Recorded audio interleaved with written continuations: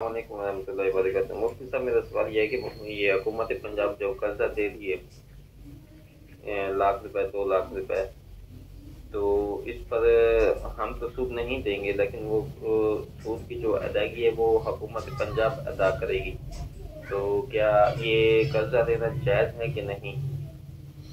जी वालेकुम सलाम रहमतुल्लाहि व बरकातुहू। जो सवाल आपने पूछा है ये सवाल बहुत बार हमारे दारुल इफ्ता में पूछा गया है।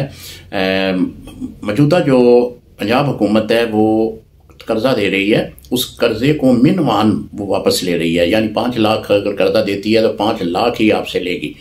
तो उसके बारे में आप पूछ रहे हैं कि हमने तो सूद नहीं देना, लेकिन जहां से वो ले रहे हैं वो खुद हुकूमत सूद का जो मामला है वो तय करेगी। देखें, जहां तक आपको कर्जे की देने की उनकी बात है, इसमें बिला सूद है। जिस तरह आपका सवाल है, वो 5 लाख रुपया आपको दे रहे हैं, 5 लाख ही आप वापस कर रहे हैं, उसमें कोई जायद रकम वापस नहीं है। तो इस सूरत में ये बिला सूद आपको कर्जा हुकूमत दे रही है, आप ले सकते हैं। शरन इसमें कोई भी गुनाह की सूरत नहीं है। हाँ, अगर 5 लाख के बदले में वो कुछ पैसे जायद लेते हैं तो फिर ये सूद होगा, फिर तो लेना जायज़ नहीं है। अगर जो कर्जे की रकम आपको दे रहे हैं उतनी ही कर्जे की रकम वो वापस ले रहे हैं तो शरन आप ले सकते हैं।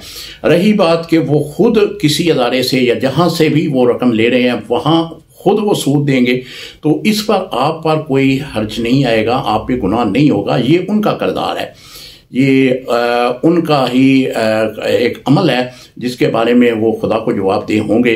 लेकिन आपके साथ जो डील हो रही है वो ये है कि आपको 5 लाख के बदले में 5 लाख ही आप जमा करा रहे हैं, तो लेने में कोई मज़ायका नहीं, आप ले सकते हैं। अस्सलामु अलैकुम रहमतुल्लाहि व बरकातुहू।